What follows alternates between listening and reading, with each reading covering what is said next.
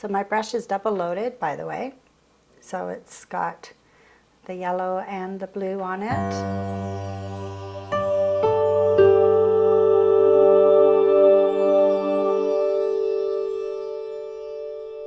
Thank you, Process Art Discovery audience, for tuning in today. My name is Linda Lovisa, and today I'm going to show you a little demonstration, and it's a 10-minute quick study.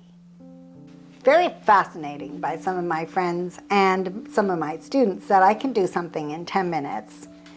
So what I'm going to do is, here's my canvas, and I've just cut it the size that I want, 8 by 10 actually, and I've taped it onto just a board, like so.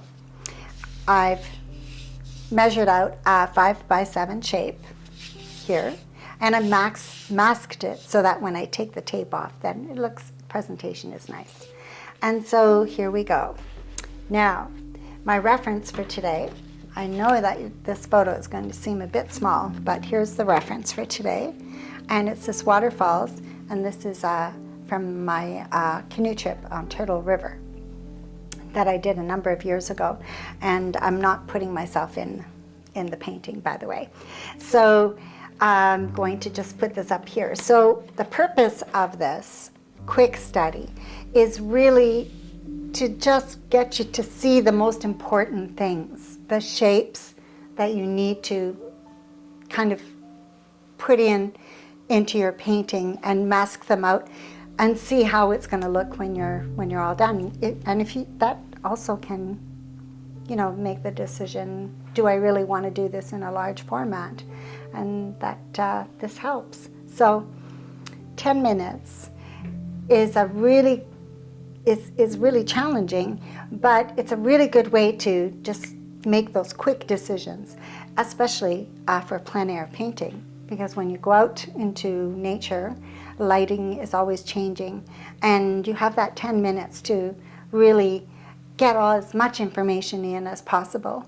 Now, of course, we have our cameras and our phones that get that information too, but that spontaneous reaction. So I'm not doing plein air today, but we have a reference photo, and so you kind of pretend that you're out in the outdoors, and we're going to create that quick study. So I've got my timer set, and I've got my brush hydrated already. So now I'm looking at this image, and a little trick, if you have a hard time looking at different shapes, and I've done this before in other classes, what you can do is you can take a piece of parchment paper and you can lay it over, whoops, the right way, and you can lay it over your image to just kind of give you an idea of some of the shapes that you're dealing with in these areas. I don't necessarily do that, but it does help some people to do that. So let's get this in. Now, this is the scary part.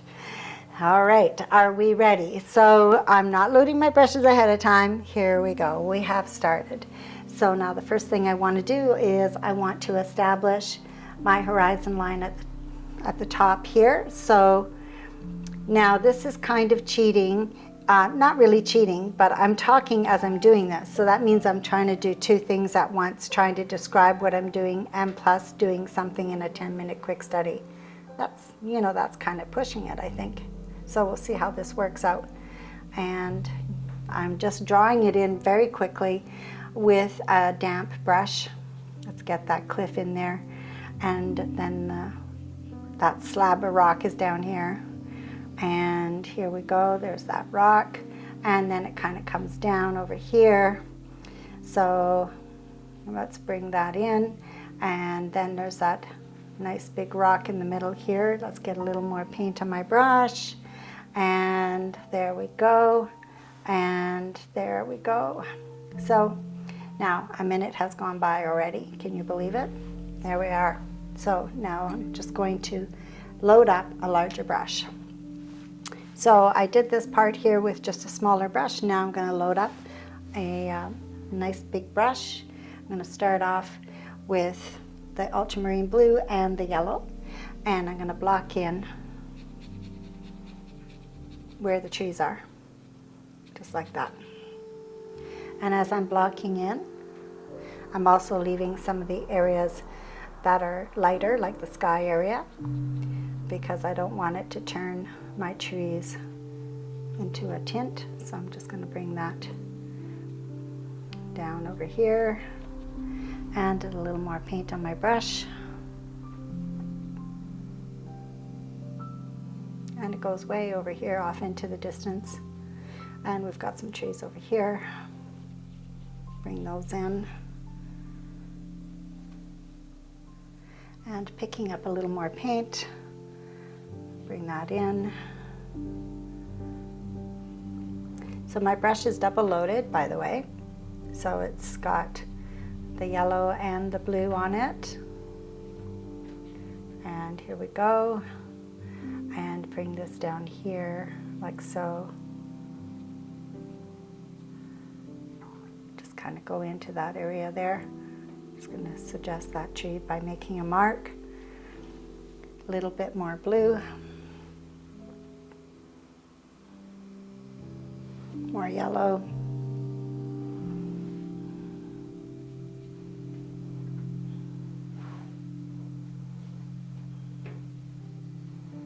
So bring in a little bit more of the yellow over here as well.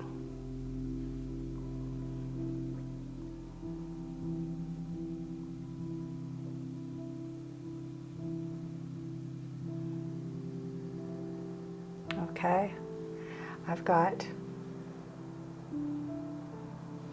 4 minutes left. I picked up some red and some yellow and some blue.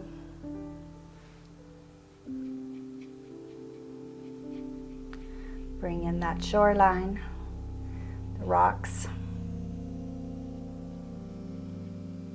Bring that right down. Still using the same brush.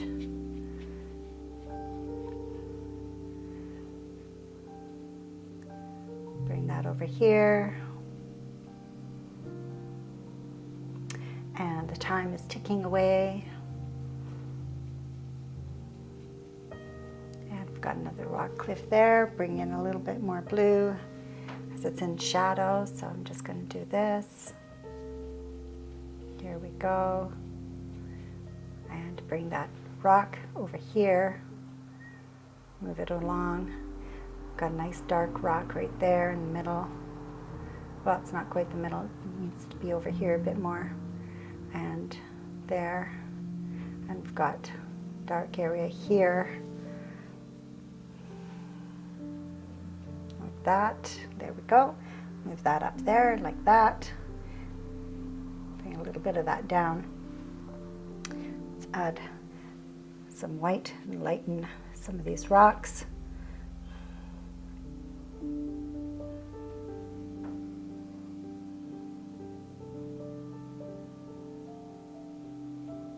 There we go.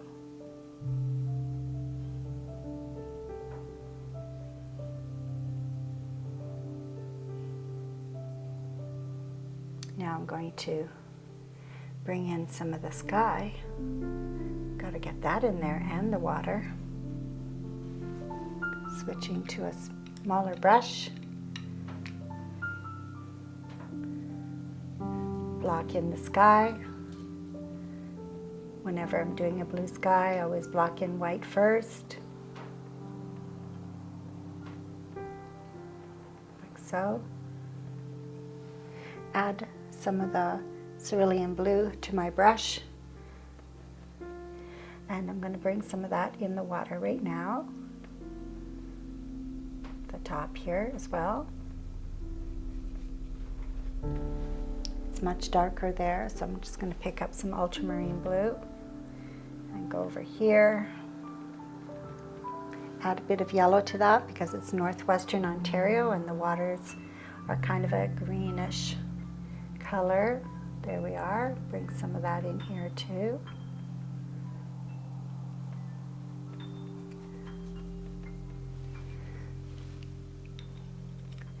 Grab another brush. and bring that blue down. It's a really light blue. There we go. A little bit more blue in that sky. Cut into this area here a little bit. There we go. Lighten that up.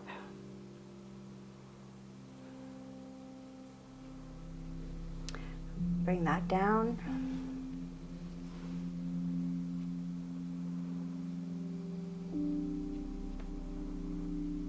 Great way to practice double and triple loading your brushes. And let's get that waterfall in here.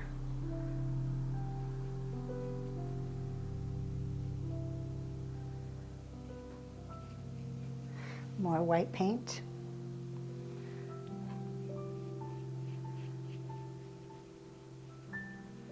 And bring that down.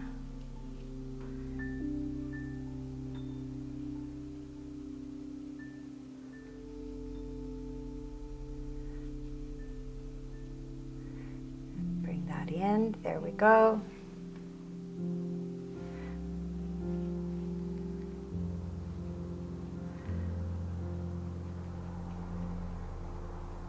Two minutes left.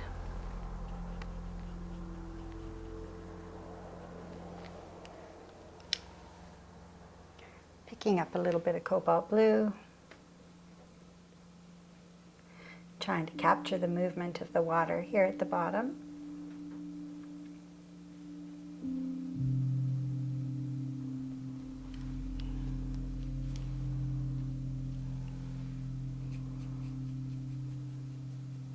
Add a little bit more paint up there.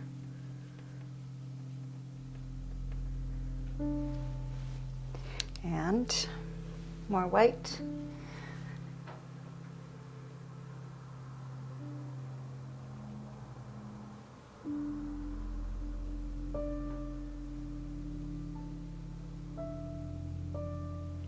And we're almost down to the last minute.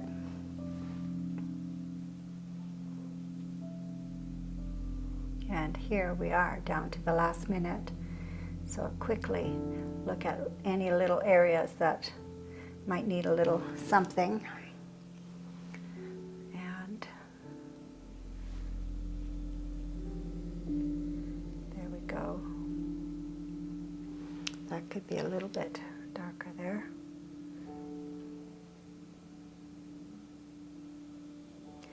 So the idea is, and it's so tempting to continue, is when that timer goes off, whatever you did in that time is you leave it.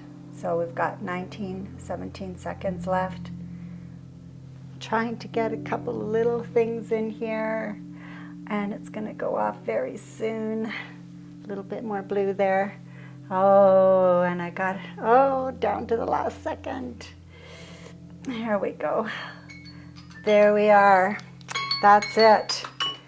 So there's the 10-minute quick sketch. There's no right or wrong really to do this.